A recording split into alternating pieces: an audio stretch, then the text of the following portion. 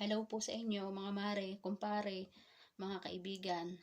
Ginawa ko po itong video na ito para humingi po sana ng kaunting tulong sa inyo para ma-share nyo po. Bali ako nga po pala si April de la Peña Cerudo na mananawagan po sana ako about doon sa kapatid na pinaampon ho ng mga parents ko. Bali po kami taga Bataan, pero sa ngayon po ako po ay naandito sa bansang Saudi Arabia. Nagtatrabaho po. Bali, manawagan lang po sana ako doon sa kapatid na pinaampon ho ng mga magulang ko. Throwback po. Kami po ay talagang pinanganak ng magkakapatid sa Botolan, Zambales ho, sa may Paco, Botolan, Zambales. Bali, 3 nga ho kami magkakapatid ngayon. Yung sumunod ho sa akin, ikambal. So ngayon, yung sa kambal po na iyon, naghiwalay po sila. Yung isa po, nakambal, pinaampon ho sa mag-asawang Lourdes Raquidan at si Briggs Tongohan.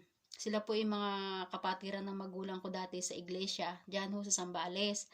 Ngayon nga ho, sa hirap ng buhay, syempre, yung tatay ko noon nagtitinda lang ng pandesal noon. Hindi sapat yung kinikita niya para pakainin kami dahil nga ho kambal sila.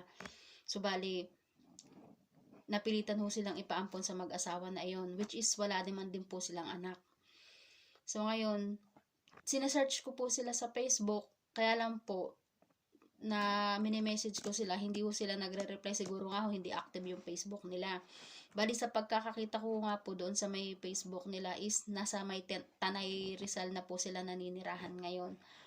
So bali Ma'am Lourdes Raquidan o Sir Briggs Tongoham, ako po yung anak ni na Alfredo Cerudo at ni Nida de la Peña Cerudo din po. Sila po yung dating kapatiran nyo na nanganak po ng kambal na ipinigay sa inyo. Yung isa nga ho nasa amin. Kaya lang ho namatay na po yung kakambal niya. Kaya naman ho nananawagan ako sa inyo na kung sana kakamustahin lang ho namin yung kapatid namin. Nakamusta na ho ba siya? At gusto rin ho siyang makita ng mga magulang namin dahil nga ho may edad na din. Ngayon po kung sakasakaling makita nyo ho itong video na ito, paki-message nyo na lang po ako sa Facebook ko or pakitawagan nyo ho yung mother ko. Kami po ay kasalukuyang naninirahan yung mother ko sa Sitio Balantay Salian, Abukay, Bataan. Paki-message nyo na lang po ako. Ito po yung aking account, Facebook account at cellphone number ng magulang ko. Ayan po.